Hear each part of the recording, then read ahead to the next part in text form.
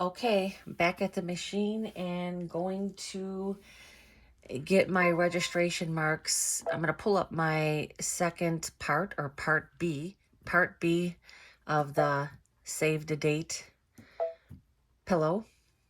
So it's large panels. And now I want to do the 5. I'm going to set embroidery. I am going to, I did hoop.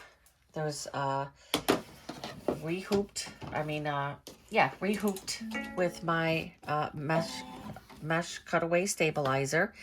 And now what's going to happen is the first thing it's going to do, and it says to use a dark color. I have my black in there. I am going to stitch the registration marks. So that is the first thing that is going to happen for this.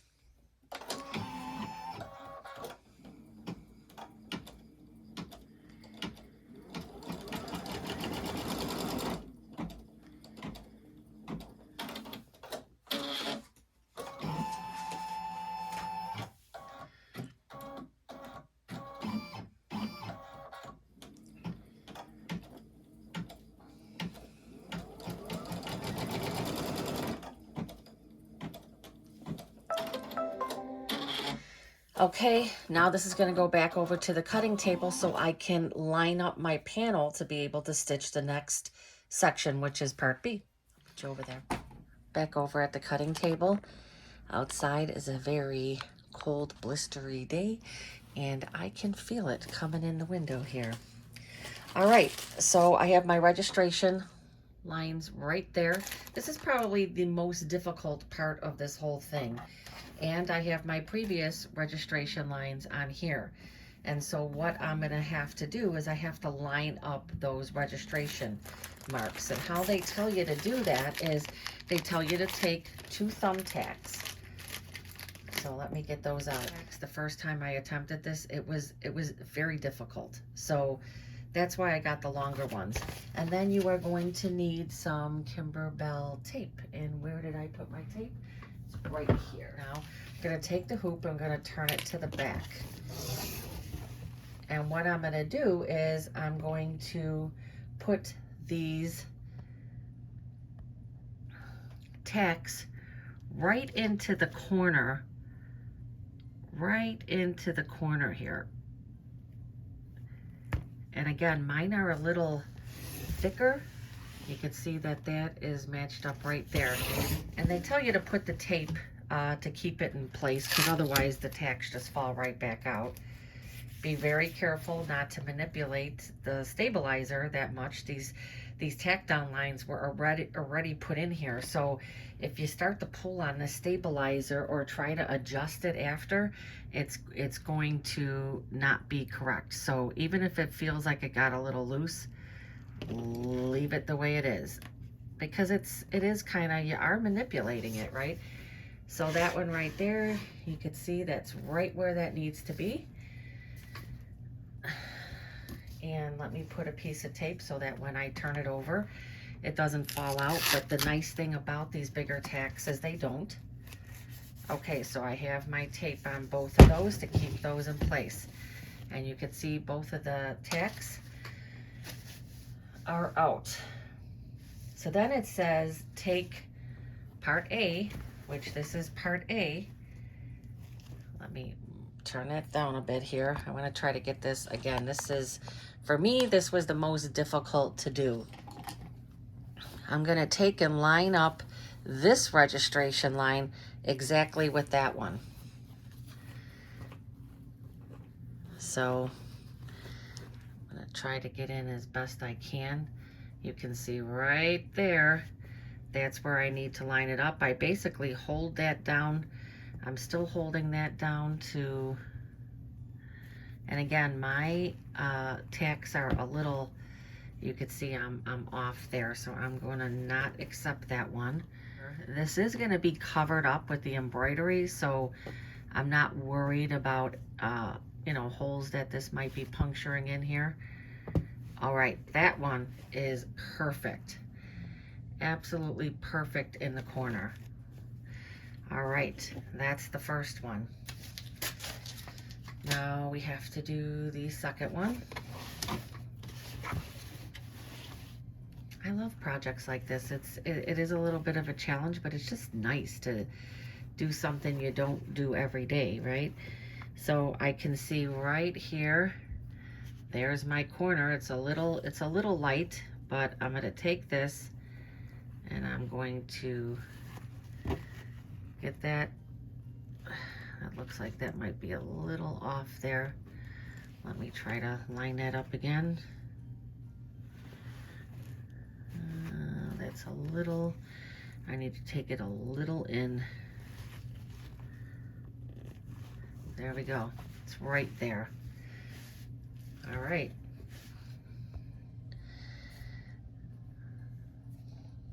Didn't seem so bad this time. All right. So now what I'm going to do is I'm going to take some tape to secure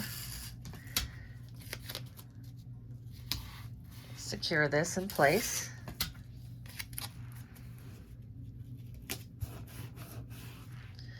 And then before I take it back to the machine, which is going to stitch the basting stitch around it like it did for part A, make sure, big thing to make sure is we are going to remove the thumbtacks. We just want to make sure that corner is done. Let me get some tape on the other side here. Ugh, messed up 2 pieces of tape here.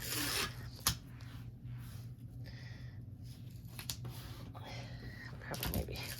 You really want to make sure to get this secured because you don't want to get it to the machine and have it move. There's a pretty, now I'm just going to carefully turn this around and I am going to very carefully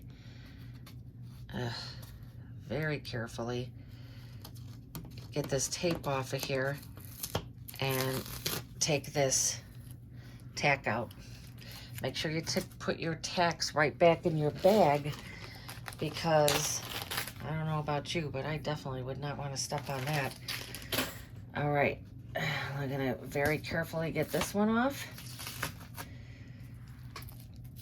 And then I am going to go over to the machine. Okay, back at the machine. And the next, I did load up my light colored embroidery thread.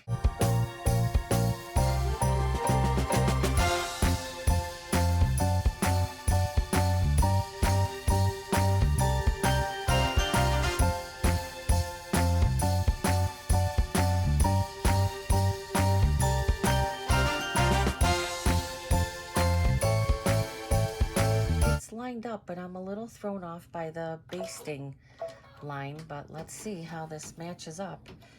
I mean, all the registration marks were followed as they should have been.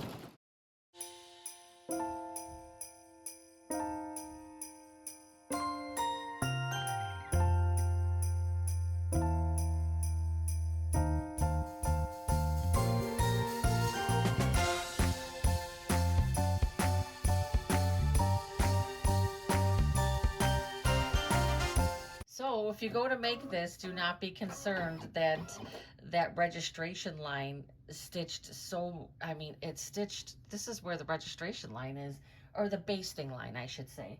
So I just, you know, I just kind of felt like it should have been closer or more even.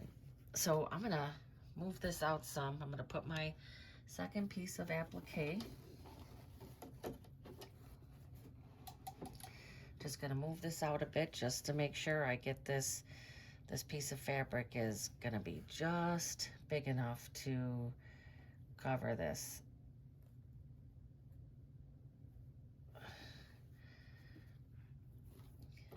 Got that in place. Gotta push this hoop back. Okay, and now we're gonna get this stitched in place. Okay, getting ready to stitch the placement line, and I just wanted to say for this really should be taped in place. I do on occasion put my fingers a little close to the needle, and just wanted to mention that I am aware of that and probably make some people nervous with putting my fingers there, but you should tape it in place, and if it is taped in place, then you don't have to run your fingers across there like I am. Safety first.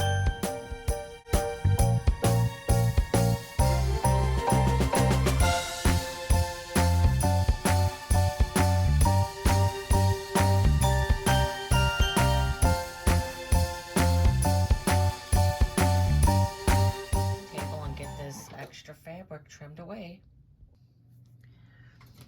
Okay, now we're going to get this trimmed away. I am so glad I found my little snips. My snips were missing yesterday, and I did edit out some of the complaining I was doing because I bought a new pair of snips, and they wouldn't cut at all. They were very dull, but they were not serrated, and so I think that's why.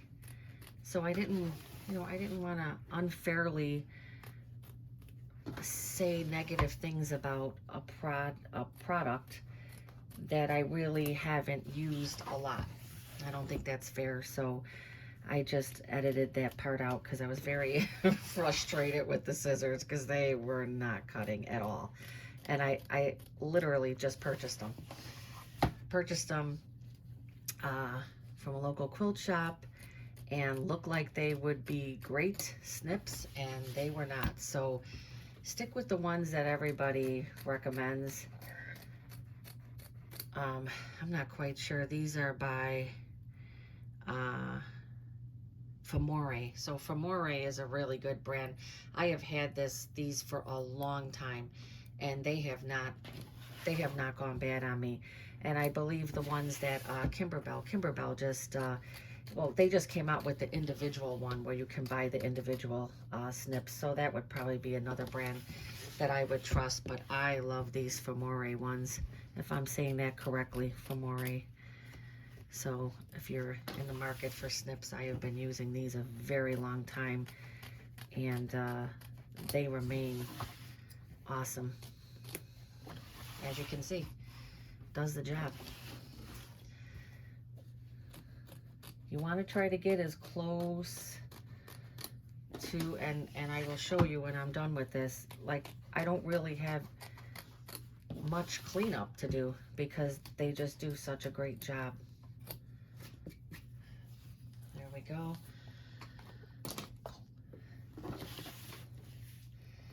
And you can see how close that is. There is one section right here that right here where I feel like I can trim just a little bit more, but you can see when you have to go back, it's not a problem.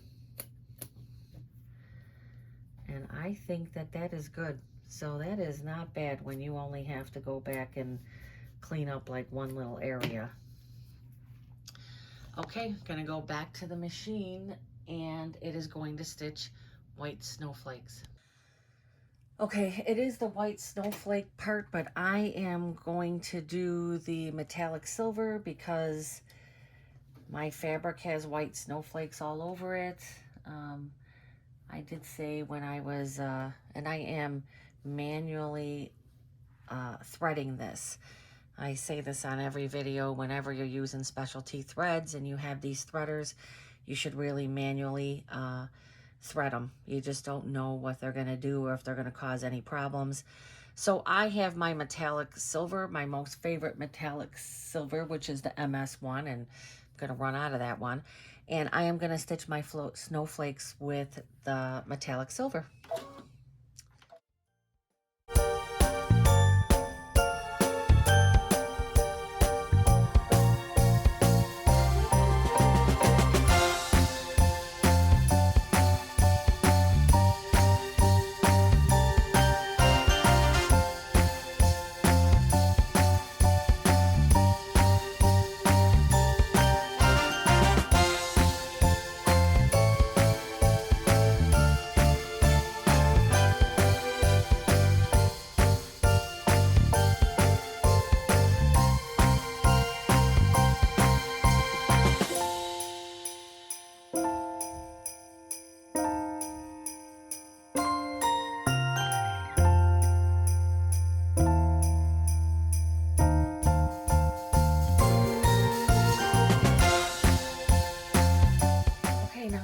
put my red thread back in, and now it's gonna stitch the satin stitch around the number 5.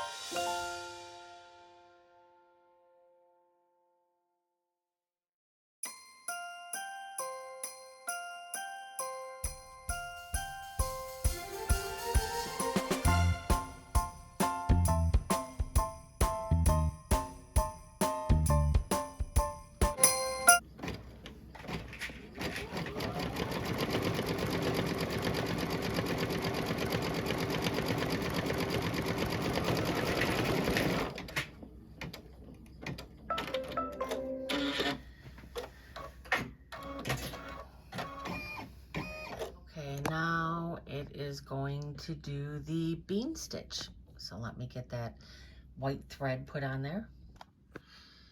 And just to point out something, this very little section here didn't stitch because there's some presents and a Christmas tree that still needs to be added to this. So don't be alarmed if you see that. That's supposed to be that way. There's no satin stitch in that very area right there. Now it's getting ready to start the bean stitch.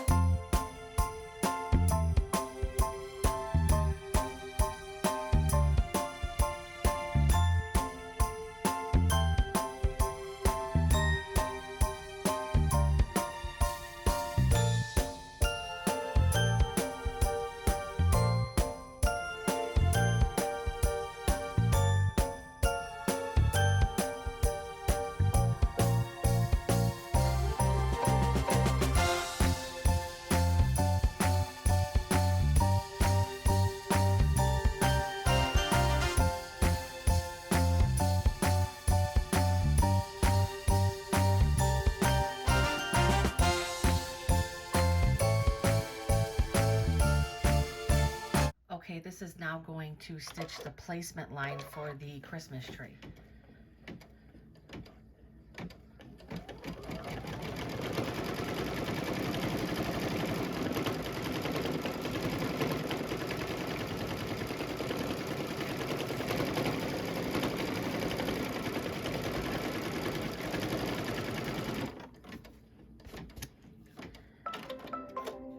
Okay, and a piece of white leather is going to go on here, and it is a piece that was cut 3 by 4, which obviously is more than big enough.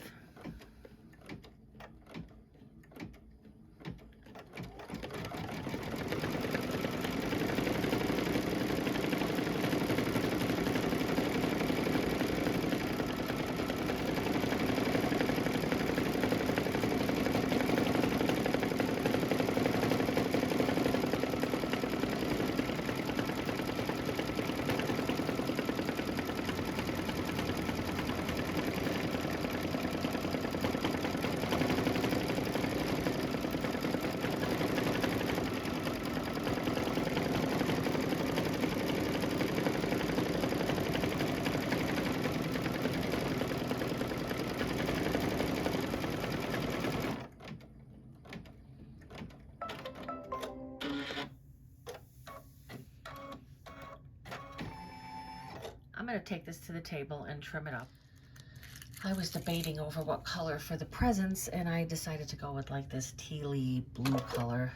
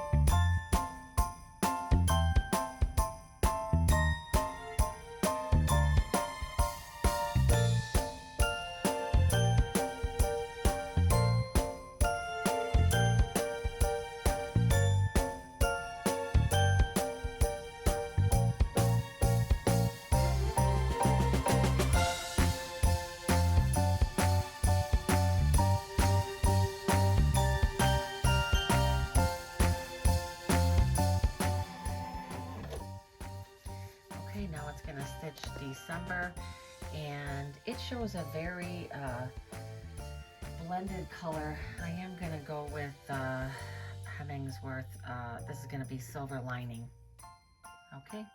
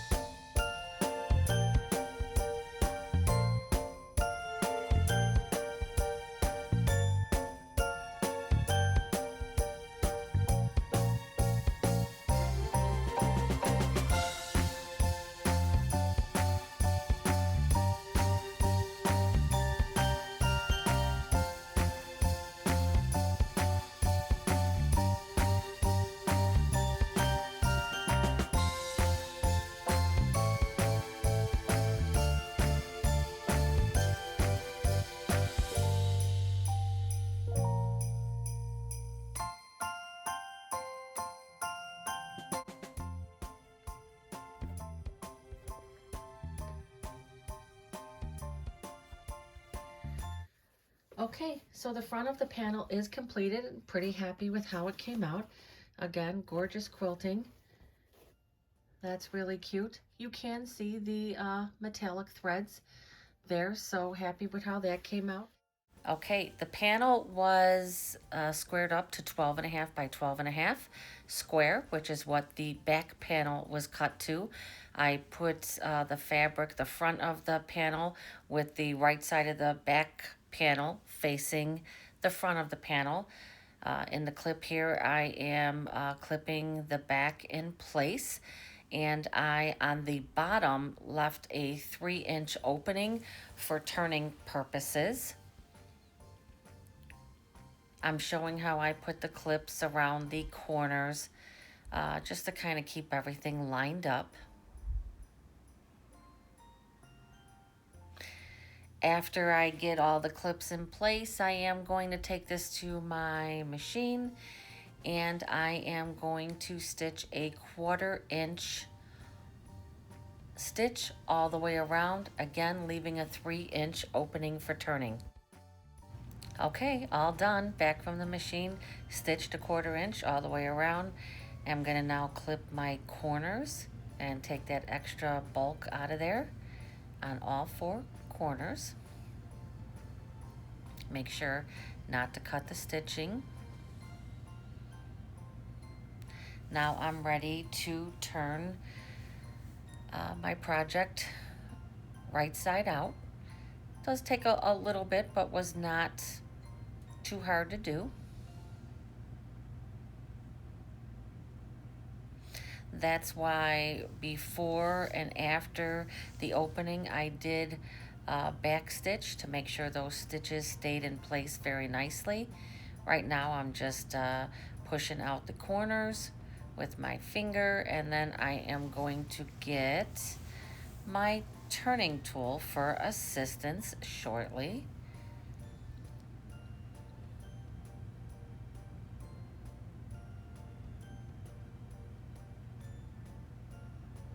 Showing how that bottom part is going to need to be closed.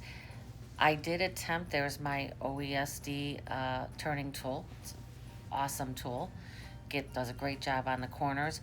I was showing the opening. I was going to use the double-sided tape, and I did attempt it, and what I had was not very sticky. So after I pressed out all my corners, as shown here, I did take it to the iron and did a nice press and did a 1/4 inch stitch just along the bottom of the panel to close the opening. And you will see that soon.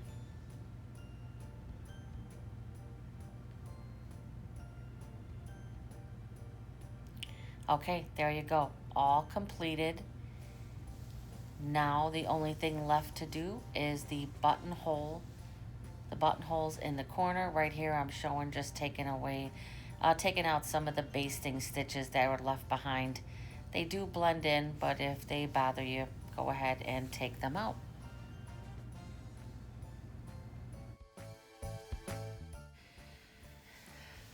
Okay, I have my 5x7 hoop, and I am hooping my sticky back. This was wash away, which was not correct.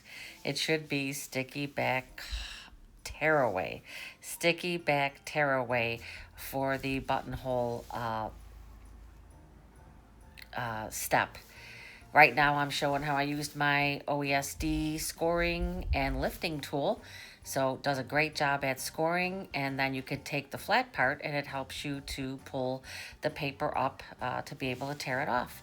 So I really like this tool. I just got it recently. I would highly recommend it. Next, I'll be taking this to the machine, and the camera angle is not great, so I apologize for that ahead of time. And okay, at the machine, you can see the bad camera angle, but you can at least see what's happening. The placement line for the left upper corner of the panel has just been stitched. I did use a light color thread. I probably should have changed my thread to something darker, because what you have to do is line that corner up exactly with that angled placement line. Pretty easy. It's a pretty big placement line, easy to line up. You got your sticky back, so it sticks in place.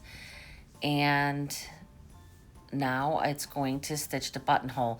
The reason why I had the light thread is I didn't feel like changing it and changing the thread again. So, so now it's going to stitch the buttonhole.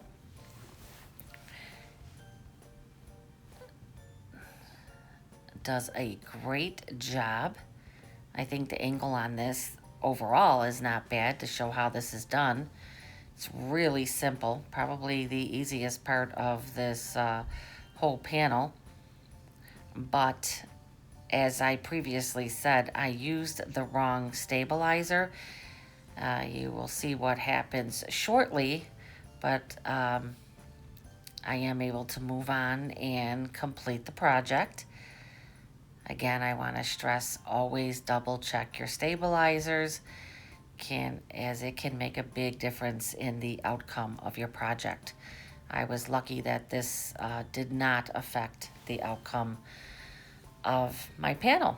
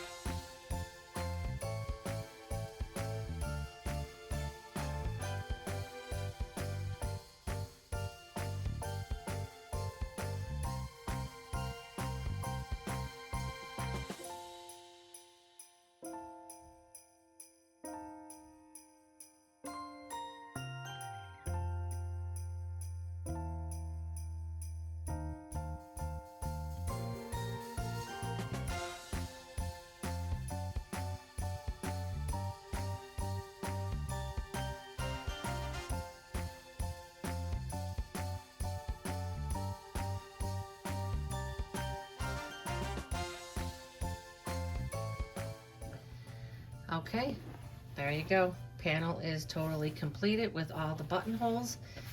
And I did want to go over the freight check. When I did the one in October, I did not have the freight check.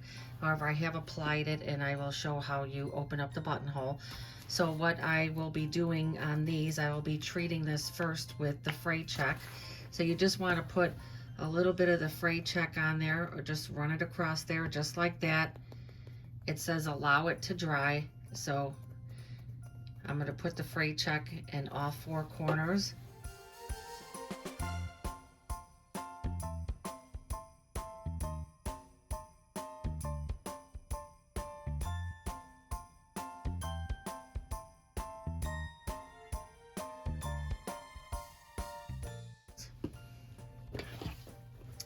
And on the October one, I did do the freight check. So, and this is the first time that I am doing this, but you're gonna take, and it is kind of hard, like it looks like this is like so close together. You're just gonna take your seam ripper, and you're gonna put that in there and just drive it right up that middle part. And it's not gonna allow you to really go outside of that because you have too many layers. But that's the whole reason for putting the fray check, so that your stitches don't start to unravel. And you may still have some of that, so my plan is to put some of the fray check on again afterward, just to make sure. So there you go. So I'm gonna go and do that on all four corners on this one. If it looks like there's you know, some of these stitches that are gonna start to fray some, I'll just put a little bit more of that on there. So that's it. Thank you for watching. Please like and subscribe if you enjoyed this video. And thank you for visiting In Stitches with Jackie.